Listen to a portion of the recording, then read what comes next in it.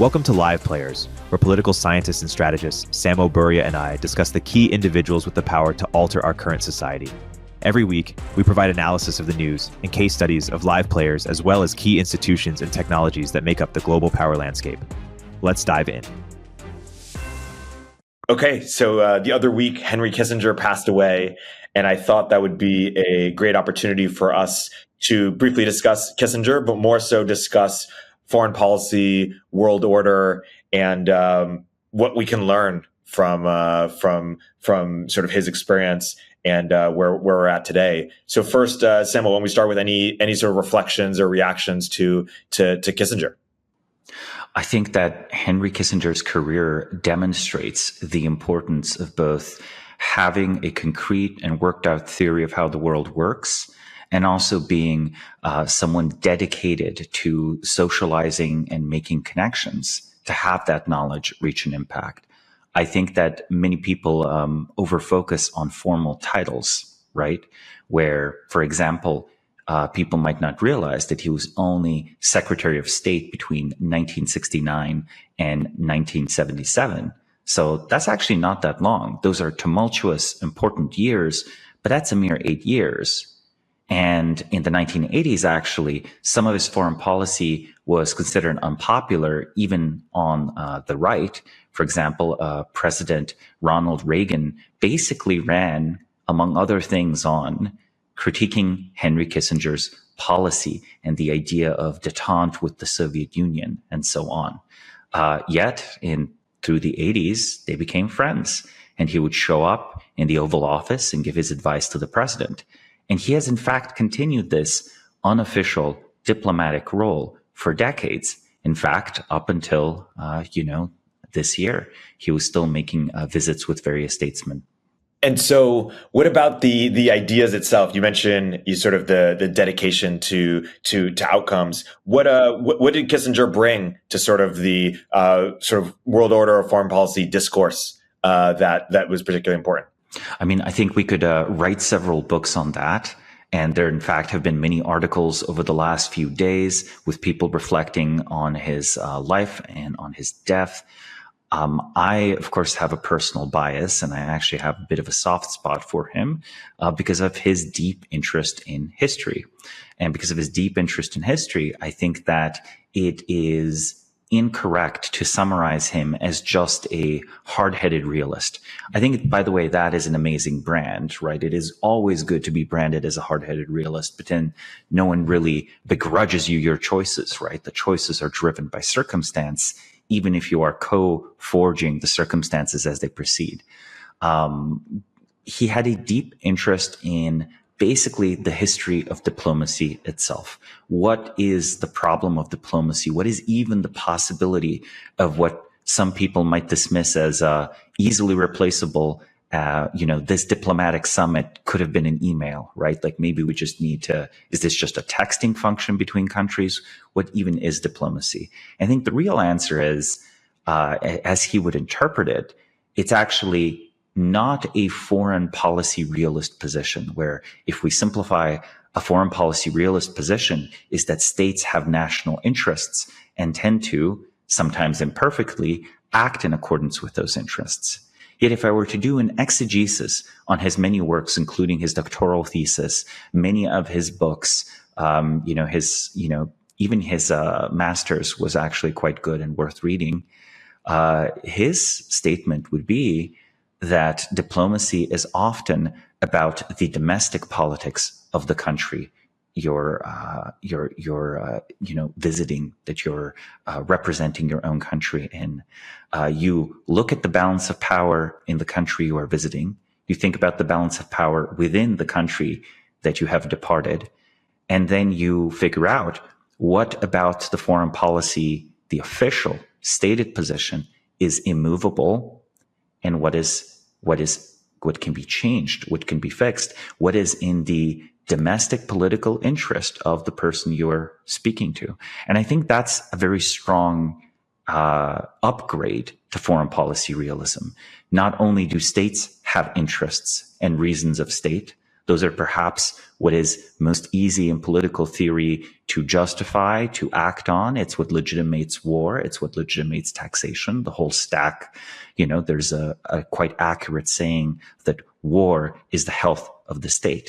Basically, you can derive backwards from the ability to wage war all of the authority that we usually take to be the normal and standard authority of a modern state, whether it's governed by, the Chinese Communist Party, Vladimir Putin, or, it's a Western style democracy. These states have basically the same type of authorities. So the upgrade to that model is that not only do states have interests, but political factions have interests too. And we don't propagandize political factions as, the reason the Soviet Union invaded Afghanistan was this or that faction of the Communist Party being ascended, or this or that faction within the Soviet bureaucracy. We say, oh, the Soviet Union did this or that. But in reality, there's no one individual that is the Soviet Union. Even Vladimir Putin today is not Russia. There are factions within Russia, as we saw with the failed Wagner coup, and he has to deal with those factions. The same is true of Xi, and also the same is true of Joe Biden. And just because our system is democratic, right, in this vague, broad sense of a modern parliamentary liberal democracy, or presidential democracy in the US's case, this doesn't mean that all the mechanisms and factions determining foreign policy are democratic. So this is what I would call like a deeper realism. It's like a realism of political order, and within and without a country.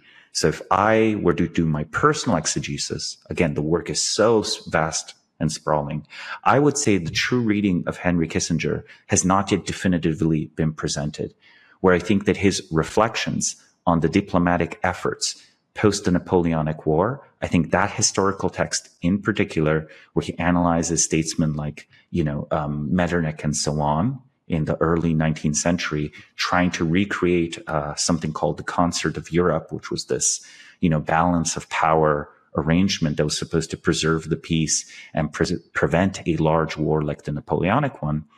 In that analysis, he proposes that world order is only possible when the elites of various countries operate in basically the same system and are their careers are similar, their interests are similar. So when these elites meet, they understand each other. They intuitively know each other's strengths, weaknesses, but also political interests. What makes you look strong?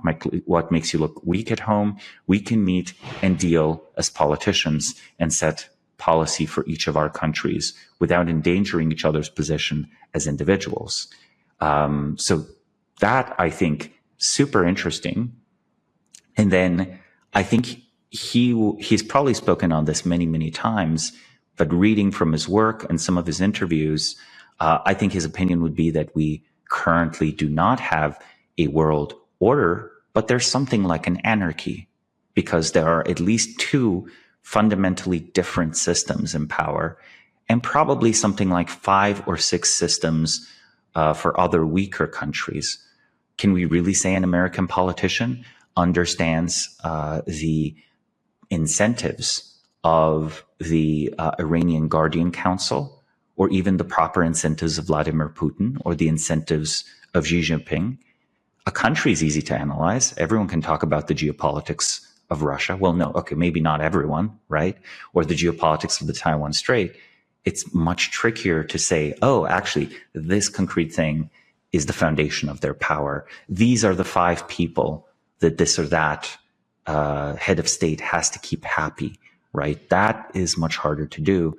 And I think Henry Kissinger would say that was absolutely vital, and that has been it was the focus of his life. And let's flesh that out a bit further. You mentioned, we can understand Russia's interests, or it's easier to understand China's interests, harder to understand Xi's interests or Putin's interest or the Iranian Guard you mentioned. When you give an example, one of them or multiple of them, and say, hey, if we understood their interests as individuals or factions, how would we treat, say, sort of our situation with China or Russia or Iran a bit different? Well, we can go straight to the applied, though I obviously would love to talk about some of the historical books and a little bit more about Henry himself as well. But maybe there's a way to loop back to that, right? The interests of Iran's elite currently lie in trying to get much higher oil revenue. They're actually not a rich country. They're rich in raw resources, oil, but the sanctions have actually worked over the long run. And I think the sanctions worked because Iran was not a fully industrialized country. So unlike Saudi Arabia, which is the regional rival that can sell oil and has been selling oil for a long time to Western countries, allowing it to reinvest again into its oil industry over and over again in this kind of virtuous cycle until it made use of these huge, abundant natural reserves, these proven reserves and these like speculated to be viable oil reserves. By the way, the state of those reserves is kind of a state secret to this day. So if you try to predict something like, I don't know, peak oil or whatever, it's very tricky to know when the Saudis are lying about their oil reserves, right? What still lies under the ground. But, Saudi Arabia is fabulously wealthy because of this. Iranian elites are not. So every time you see someone on the Iranian Guardian Council try to reach some sort of accommodation with the West or some sort of deal with the Western world, I think what they're really trying to do is raise state revenue. Because it's kind of looking at it from their perspective. It's like Iran has a huge amount of natural wealth. Why can't we sell this to the United States?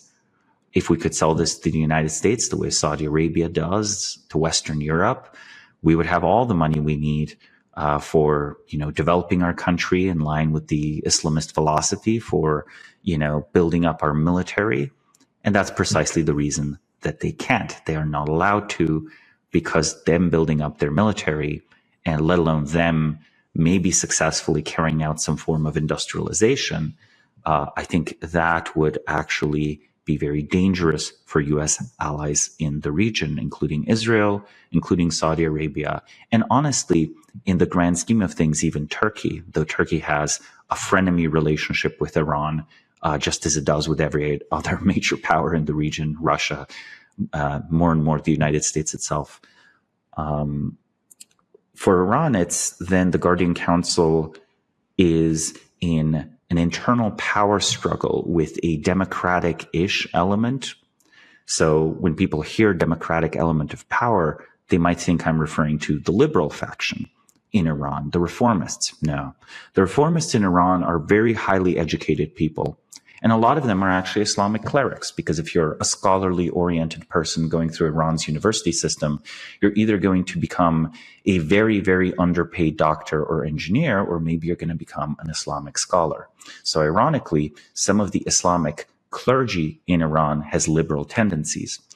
For example, did you know that in Iran, you can transition from male to female? You can become a legally recognized woman, even if you were born a man. I'm not sure if they can do vice versa, but that's very interesting and strange for a country where homosexuality is still illegal and punishable by death. And I think they execute something like 10 or 12 people a year. But it's because there was a particular Islamic legal ruling and loophole that allowed for this. It actually allowed for this like a decade or two ago. So it's a known and developed thesis. That's not the kind of idea that a rural peasant that's, living in poverty, or even, an impoverished urban person has. That's the kind of idea that a very highly educated, though someone we would ideologically disagree with person would be open to. And they're like, oh, interesting. The Quranic scholarship does point that way. Okay, that's surprising. I guess we can do that. So the democratic element in Iran actually often is Islamic and conservative. Things are a bit different in Tehran and the richer parts of Iran, but there is really a division where the popular vision of the Islamic Republic is often what empowers the presidents of Iran. People here might remember Ahmadinejad and so on and others, right? And then there is the very zealous and expeditionary Republican Guard, which in theory is there to sort of, preserve the Islamic Revolution. And they have their interests in operations where they get these little fiefdoms in places like Iraq, right? The General Soleimani, who was, killed by the United States, was in fact crucial in carrying out these paramilitary operations of various kinds in Syria, in Palestine, in Iraq. The Republican Guard has this, the Revolutionary Guard has this complete right to operate as it will in these areas, and only limited oversights from the Guardian Council. So why did I sketch out the political economy of Iran in such detail? Well, you might understand then the Guardian Council, members of the Guardian Council might not agree with the Revolutionary Guard. They might not agree with the president. And while they are all in theory committed Islamists, committed to the Islamic Republic as a form of government, which note is itself a theological innovation, right? There was no such thing as an Islamic Republic.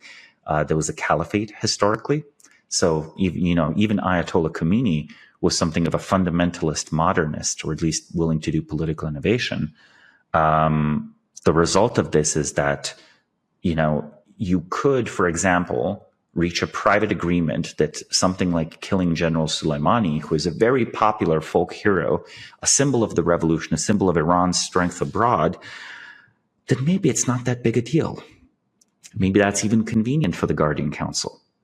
And maybe that means that if you intuit this, you can approve the killing of, someone like this, essentially sponsor of terrorism from your perspective, if you're the United States or Israel, that's like certainly true, and have a quiet deal that actually, while this technically is an act of war, we're not going to treat it as an act of war. We're just going to condemn it.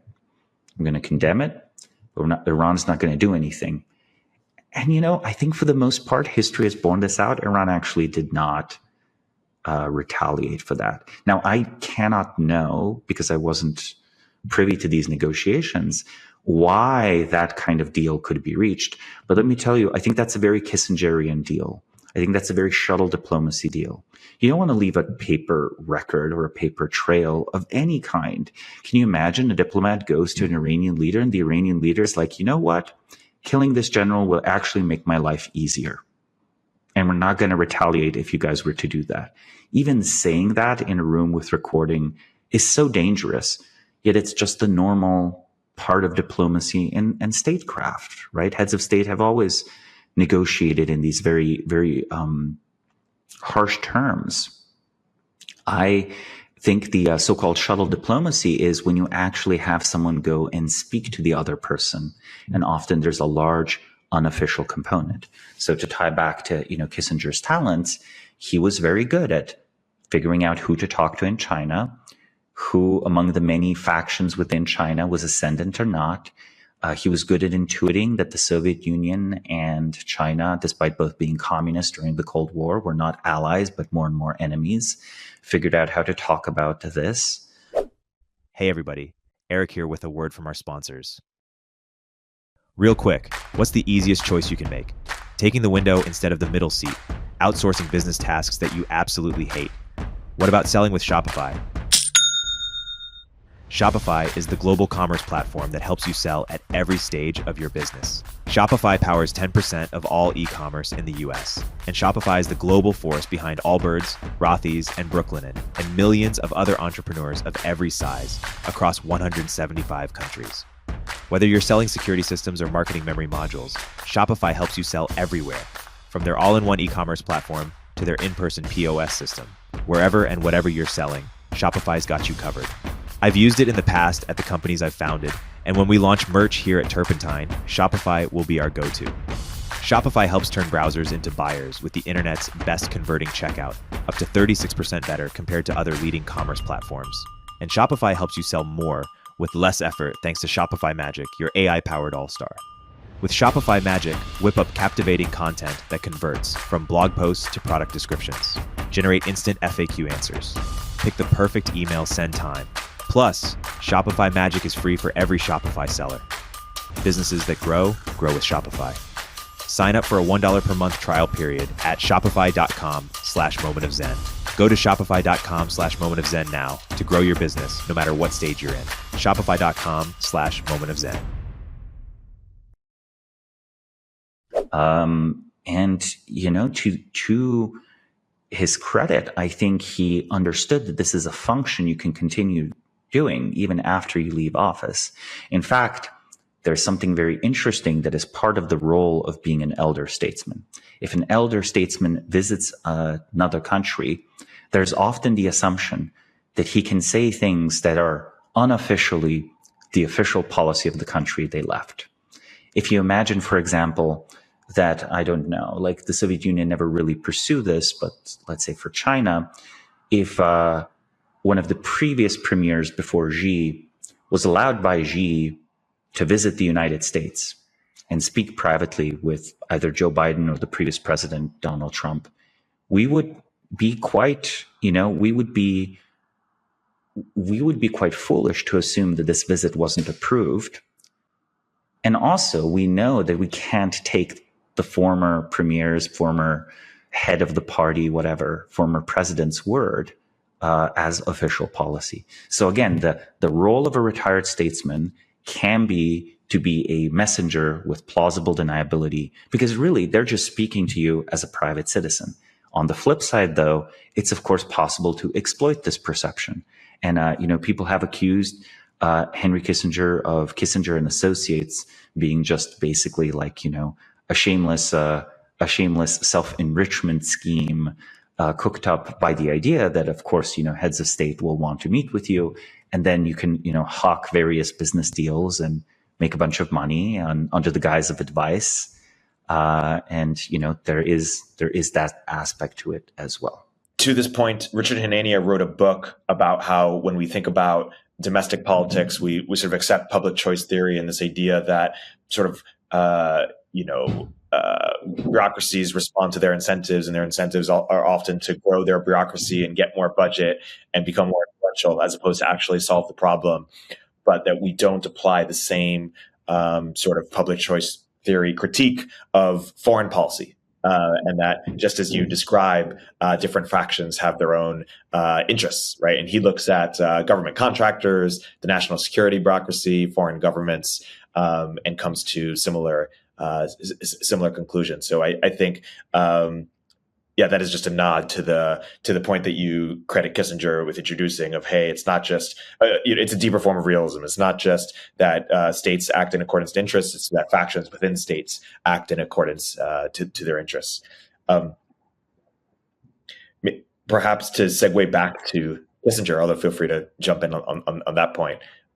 But I was just going to ask you if what else can we take from Henry's sort of service experience, ideas, skills? What else sort of intrigues you? Well, the very interesting thing is that at the end of the day, Henry Kissinger is like an American meritocracy success story, right? It is actually very rare in the world to have someone who is not, originally born in your country, reached a level of, Secretary of State or Foreign Minister would be the equivalent title somewhere. Henry Kissinger was born in Bavaria, spoke, of course, fluent German. You can imagine why he left Germany, right? And he often reflected on why the Germany of his youth ended up transforming so profoundly. And he often reflected on whether, that he would likely be dead had he stayed in Germany as the Nazi Party rose to power. In the United States, he, studied at Harvard. He served in the military during World War II. Actually, as a result of that, and because of his German language skills, he was briefly put in charge of administrating a few German villages in occupied Germany. Can you imagine how surreal that experience must be to you? A country that's still kind of your country, more familiar, that has gone through this absolutely atrocious thing. And then you come and you're a military administrator there. That's, I think that's where I have some empathy for his stoicism, which is a reflection of a big picture. People sometimes conflate it for ruthless cynicism, but I am calling it stoicism. It is that you remember in the grand sweeping arc of history, no matter how terrible your concrete tragedies are or tragedies that you see, there have been many other tragedies and many other triumphs. And 100 years from now or 200 years from now, people will view it with more detachment. So in a way, if you look at it not from your own perspective, but from the big picture, maybe that's useful for formulating grand strategy and big policy, but it is also a form of emotional protection, spiritual protection against the difficulties and honestly horrendous pain or suffering of your era, right? It is from the perspective of the universe, maybe this is actually okay in a way, or maybe there are bigger stories to be told than this story right in front of me. But to go back to how it's a meritocratic success story, I think Harvard at the time was still great at getting in students. It just recently, Harvard in the 40s had barely stopped discriminating against Jewish Americans. Maybe this is something Asian Americans today can relate to as they themselves are trying to get Harvard to stop discriminating against them in admissions. There was a literal quota system. I don't know if do you know about this, or Harvard had like a quota system in the 30s and so on. There was a joke the other day that there was a joke that Harvard finally figured out a way to have less Jews without implementing a quota system, in response to the anti-Semitism that right now. Oh no. I mean, the statistical evidence is pretty overwhelming that the Ivy League universities at this point are actively discriminating against Asian Americans, right? Because if they allowed as many, if they were admitted at the same rates according to their SAT scores or whatever, right? To be way more of them. And you can see this in the Californian universities, right? That were, I think, barred from this kind of discrimination. But we will see how this power struggle between Harvard University and the courts, how that ends up playing out, and including the court of public opinion, which of course is retrying Harvard for various interesting things, as the recent congressional hearings showed. But my point would be, there was this wonderful window where, an immigrant coming to the United States, excelling academically, historically, gets into Harvard. Harvard is still working as a networking grounds, had, I think, a political entanglement with like a member of, someone that was running in New York. It might have been like the Rockefeller run or something. But, ends up striking this interesting friendship with, Richard Nixon, a guy from a Quaker family, about as American as you can get, arch conservative, hyper anti-communist. But the two of them strike up a friendship. They talk, they work together. Partially what brought Henry to Nixon's attention was the stuff that he wrote, the histories that he wrote, the theses that he wrote, the papers that he wrote. And that also is an interesting sign of American meritocracy. Can you imagine a modern president reading books and then liking the author of the book or the thesis so much that they want to meet him? Now, maybe it's before they become president, but same thing. Like, imagine a governor or a congressman person. Like, I don't think that happens as much anymore, right? And then also there's this practicality where everyone had basically served in World War II. So you have two meritocratic mechanisms, right? You have Harvard actually admitting people, and people actually reading things like a doctoral thesis, or reading things like a master's thesis, or reading things like a paper, thinking about it and then wanting to meet that person. So that's mechanism number one. And then mechanism number two, everyone of that generation served in the U.S. Armed Forces during World War II. They understood the coordination protocols then. So the result of this is that, someone who came from an educated background, but certainly not any sort of elite banker, statecraft, royal family, military family background, could rise to a position right next to the head of state and stay there for 8 years over, two presidents, including Ford, Nixon's successor. And I think both of these mechanisms are broken in the United States today. We lightly critiqued Harvard University. I think Harvard needs, not just critique, but it needs replacement, which is harder. It's easier to say something doesn't work. It's much harder to make something that does work. And academia in general has had a significant watering down of the extent to which its written output is considered something that elites not in academia should read, or something that could have practical value, or something that reveals something about you as a scholar rather than revealing something about the field, right? If you think about it, I think in the early 20th century, a doctoral thesis was a personal act, sometimes still an act of passion even. Today, a doctoral thesis is an act of credentialing. It is an act of conformism. It is an act of what can I get and defend as my thesis. So it became an act, it used to be a resume. Now it is an act of compliance, of obeisance. It's almost a credo where you have to say, I believe and have shown these things in this like hyper narrow, hyper small thing, versus, hey, I thought about this and here's my 200-page manifesto on history. You give me my diploma, please. And they're like, yeah, this is a great manifesto. Here's your diploma, bro. Like that's closer, right? That's closer to the vibe back in the day. And I don't know how to revive that or replace that, but I think we're all trying, at least everyone on the West Coast. Every few years, someone has a new idea, I think, to try. And eventually something's going to stick. Yeah. There was a student who got into maybe Stanford or Brown by just in their college essay. They wrote hundreds of times, Black Lives Matter, Black Lives Matter, Black Lives Matter. And that was sufficient obesity. That is a simple credo. I think it might have been Toynbee or some other historian that once said, that the simplest credo to gain the adherence of millions of people was that, there is one God and Allah is his prophet. But I think Black Lives Matter is an even simpler credo. I think this is a world historical innovation of the United States, I think.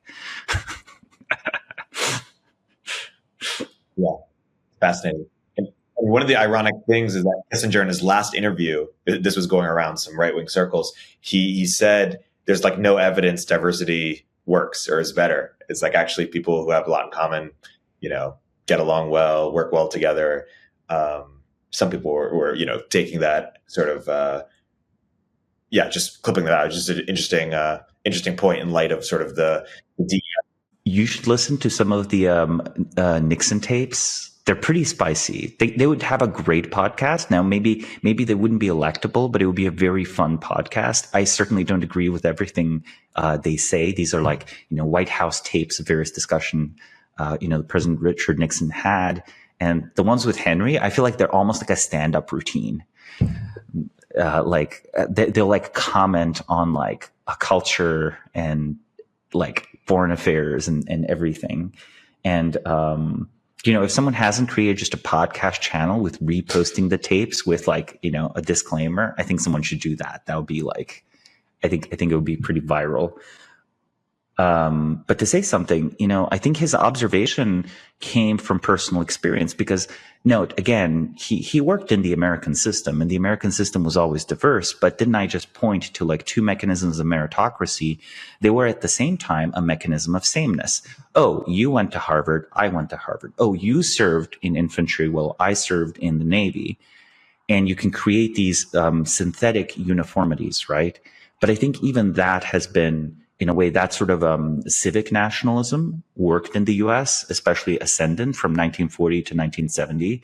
It's not clear it's working very well now because the idea of what should be the shared civic values, how they should be implemented, what the fair process is, I think that's all up in the air. So then if you have that and you add on top religious and ethnic diversity, then it really can't work. Maybe it could work if there was like overwhelming demographic uniformity of some kind, like the way China has it, or Japan has it, or even Sweden has it at the end of the day, at least compared to the United States. I think that could maybe work. And I think in a way, India struggles with something very similar, where it is grasping towards a more unified evolution of its politics, right? As soon as you have a country with many, many languages, many regional elites, all of the problems of internal, let alone international diplomatic problems, become very, very difficult. I also think that he was a great admirer of Lee Kuan Yew, and once said that like Lee Kuan Yew was like the best statesman of the 20th century, and that it's very disproportionate how the state he got to govern was so small. But at least Henry Kissinger was convinced that had Lee Kuan Yew governed a larger country, he would have made that country a great power. So that's also interesting and says something about his views, and probably also says something about this kind of irreverent, pragmatic approach where you don't think that nationalism is something etched in stone eternally, but you do believe it's an important societal resource. And that's why you can create a Singapore out of a population of Han Chinese and South Asians and Malay, and it works, but you actually have to do it. That's really interesting. One thing I want to address is the critiques of Kissinger and his policy. He's a very controversial person, particularly on the American left, but also I think on the right as well. And I think one of the also on the right, yeah. Yeah. So what are the critiques? The critiques is that he's like on the right, I guess that he's a war hawk or something, and on the left that he's like a savage, or sort of like a savage in the sense of brutal killings and Cambodia, et cetera. Why don't you unpack or steal the critiques and then respond to them? Well, I think first off, I think on the right, the critique used to be that he was kind of a hawk and pursuing unnecessary foreign policy entanglements.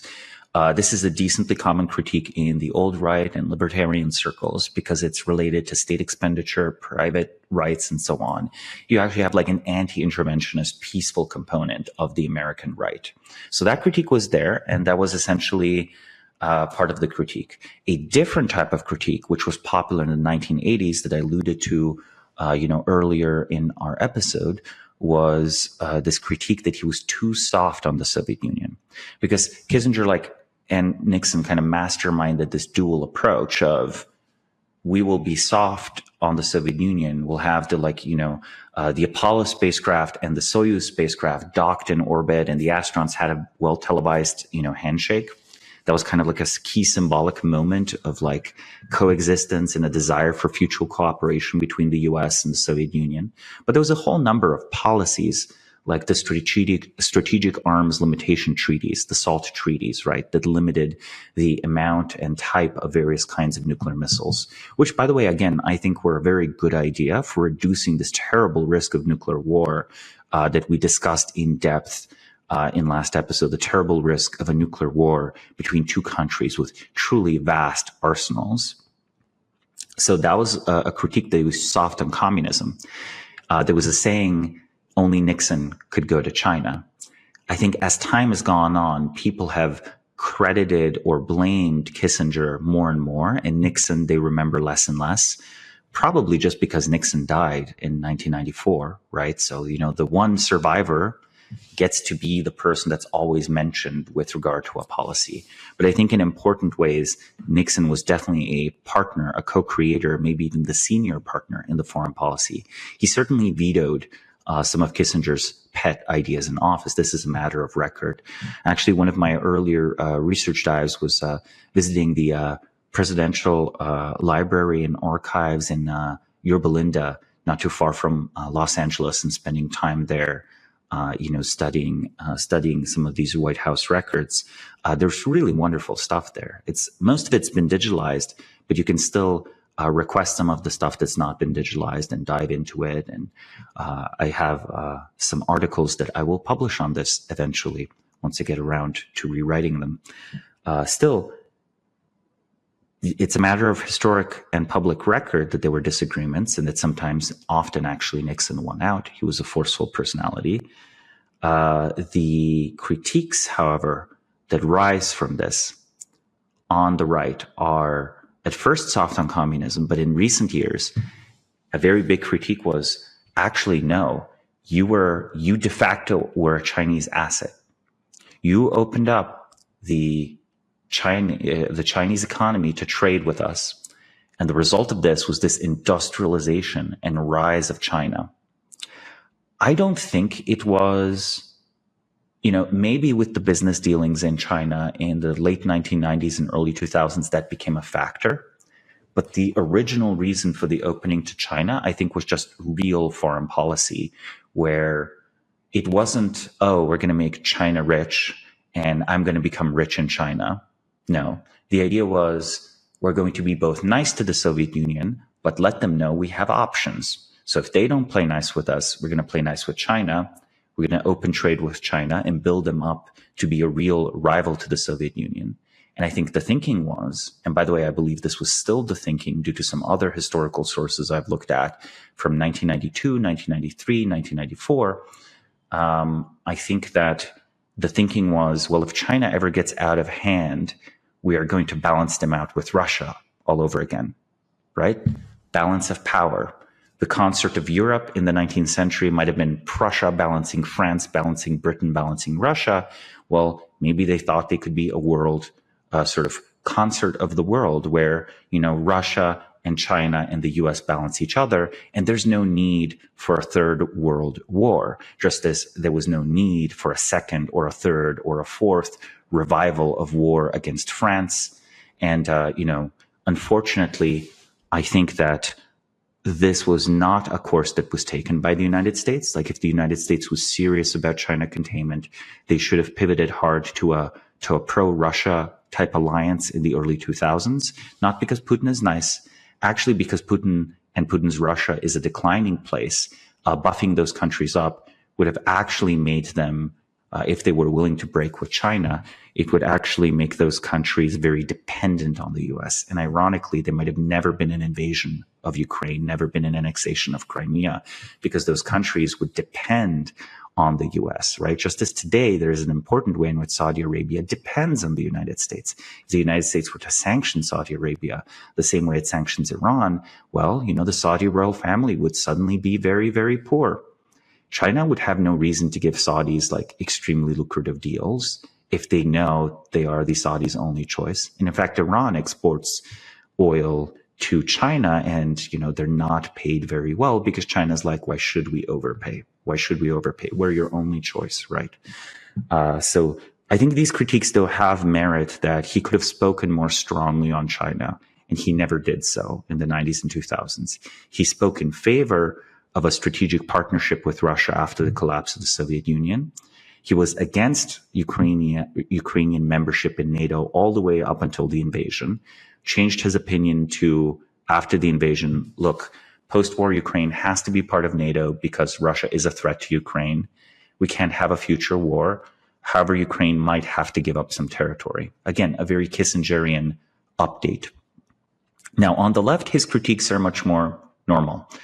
You've heard the term war criminal, right? Probably thrown around.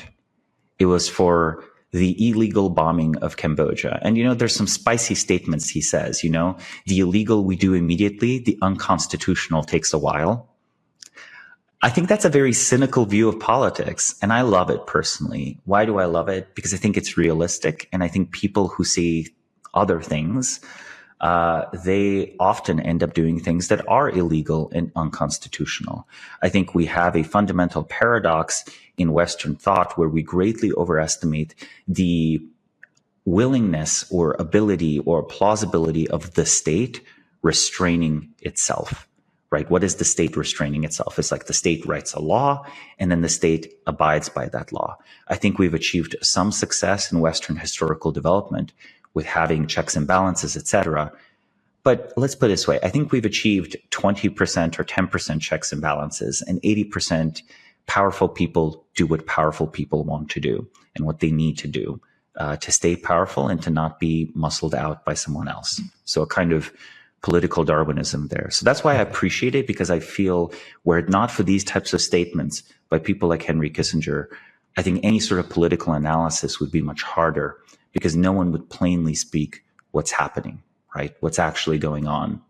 And without those statements, it can be very difficult to give a realistic analysis. I wish there were more flamboyant and sometimes controversial quips by U.S. officials today. I think it would make it much easier to make sense of U.S. foreign policy if they were. But they're all much more timid people than the people of the 70s, the 50s, and so on, verbally at least. Militarily, they intervene as much as they ever did. Now, why was the bombing of Cambodia relevant? It was relevant for putting pressure on North Vietnam to try to exit and pull out of this war, the Vietnam War. By the time Richard Nixon and Henry Kissinger inherited the war, it was already wildly unpopular, right? The war was already ongoing. It was Lyndon B. Johnson, actually, who began the war. And it was only a question of, should the U.S. leave immediately? Or should the U.S. try to get, and the catchphrase Nixon came up with was peace with honor, where the idea was that South Vietnam would be built up to the point where it could defend itself. And of course, that never happened. The famous helicopter, video and photography of the helicopter leaving the embassy, right, evacuating U.S. personnel. I think we saw a repeat of this, actually. We saw a repeat of this in Afghanistan, and we immediately forgot about it, right, because, the current thing moved on from Afghanistan to Ukraine very soon afterwards. But it's a comparable geopolitical defeat. And I do think the way the Vietnam War was waged had many humanitarian considerations. It was mismanaged in a lot of ways. But if we use that as the standard for war crimes, what is a war crime here? There's not they slaughtered civilians, right? It's more of a technical definition that people have argued, which is a kind of conspiracy to wage war. Like, so sort of that you take political action that is is legal or is in the gray area to bring about war. We forget this today, but when the term war crimes, when these terms were being listed, even in the Nuremberg trials, a lot of top Nazi officials were convicted on this conspiracy to wage war. They weren't even convicted on any sort of, atrocities they had committed. But that's because in 1945, most of the planet thought of the main crime of the Nazis being World War II, right? That was considered to be the worst thing.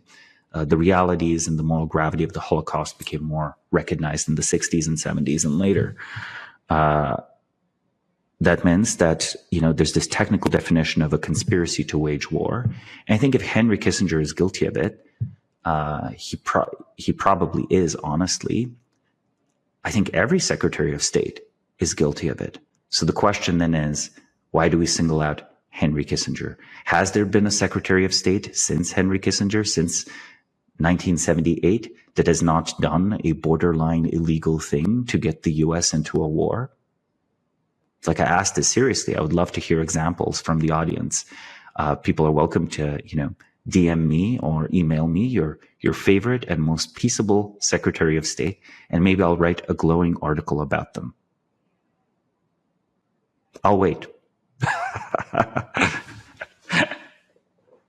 No, but again, I think it's, look, he likes history. He likes a big picture. He has a self-protective, very Central European cynicism, which I totally actually understand, right? I'm from Slovenia. We have this very dark sense of humor, right? Where it's yes, the authorities are evil and the government is evil. And what are you going to do? You got to live your life, right? And, the history of Eastern and Central Europe, it's often you just have to pick the lesser evil, right? And you have to decide, and you better decide well, what is the lesser evil? And then there's this, direct sense of humor that I think offends Anglo sensibilities because they want to be very polite and very nice. Even when they were waging, the British Empire was waging an opium war in China, they would often sort of misrepresent it to be a war of free enterprise rather than a war of pushing drugs on China. So I think there's something there where he is scapegoated for problems, or had been scapegoated for problems inherent to international affairs, for problems inherent in the world order. The world order is in fact violent, and the business of government. I'm here reminded of a line by Otto von Bismarck, which is that it's best not to know how laws and sausages are made, lest you lose all respect for them. Right? So the business of government, even in the Western world, has blatantly illegal and criminal components. We only tend to notice this in other countries, in countries we don't like, right? We notice it for Putin. We might notice it for Viktor Orban, even though we acknowledge that that's a democracy. We tend to not want to notice it, at least when it's members of our own political parties, right? When they commit it in so-called developed, stable, free countries. I'm tempted to ask something along the lines of, if Kissinger were ruling the last couple decades of foreign policy, where else might things be different? But I'm also mindful of time and also just want to give you the space to comment on anything that you haven't gotten a chance to say yet as it relates to this topic of either Kissinger or sort of world order more broadly. Obviously, we'll do future episodes on this as well. But looking at time, just want to also give you the floor. Well, he was a close personal friend of Schultz and also influenced other people across the political spectrum. So, in fact, his influence is discernible in U.S. foreign policy, right? I think, for example, Hillary Clinton actually had a good foreign policy idea, the so-called pivot to Asia, that's under-discussed, and I actually think would not have resulted in war with China. Which was the withdrawal of U.S. forces from Europe and deploying them basically in Southeast Asia. So this wouldn't increase budget and so on. People curious can read about that. That to me, again, strikes me as a very Kissingerian idea. It's like, if China has become a problem, let us reach some sort of deal with Russia and redeploy our military forces to match a new reality.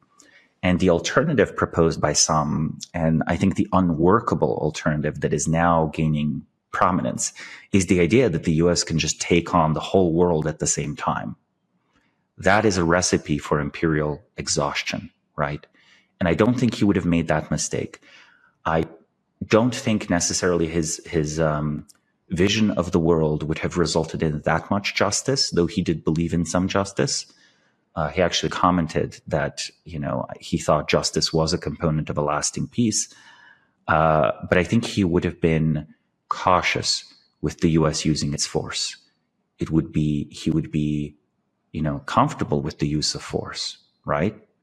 But he would have been a bit more restrained. And I think in that regard, we can think of him as a diplomat. I do think his actions on net, both with the détente with the Soviet Union, but also then synthesizing and advocating with Ronald Reagan, basically befriending him and hearing this more high pressure position and moderating it on the margins, I do think he reduced greatly the risk of a global nuclear war. And if you think of this as someone who's basically traumatized by the tragedy of the events of his old homeland and his new adopted homeland, and seeing the effects of a global devastating war, trying his best to reduce the risk of a nuclear war, then a lot of these very rough, very coarse methods, right? Diplomatically used, where we don't just say nice words, but you put pressure and you say some words. And then if the words are reciprocated, you actually remove the pressure. You do not stay in Afghanistan for 20 years, right? You maybe go into Afghanistan, negotiate with the Taliban, and immediately pull out. And the Taliban give you 50 of their top people for you to execute or something like that. Have a proper trial, an anti-terrorism trial or whatever. That was not done. Instead, we were just in Afghanistan and stayed for 20 years. And then the Taliban were back in charge, right? I think this is something I do feel personally sort of angry about. And what is this anger? I don't often acknowledge anger. It is people are in denial of just the realities of war very profoundly. And then if someone speaks plainly about the realities of war, we shoot the messenger, right? Reputationally, rather than being like, oh, actually, you're right. This wasn't a sports game. I wasn't cheering for something innocuous. People are dying, and the policy is going to decide whether we like it or not. Who is going to die? Yeah. Do you maybe as a last question? Are there any core disagreements? It's a very Kissingerian episode. I hope not too much. Yeah, it's a good one. I mean, do you have any core disagreements with Kissinger, or do you find him sort of a kindred spirit in terms of approach to the world or approach to geopolitics or foreign policy? I think I'm a great admirer of anyone who both reads and practices history, right? Not only studies it, but shapes it. I also think that I'm a great fan of restraining the use of force if possible. And I think there must be a realism in the limits of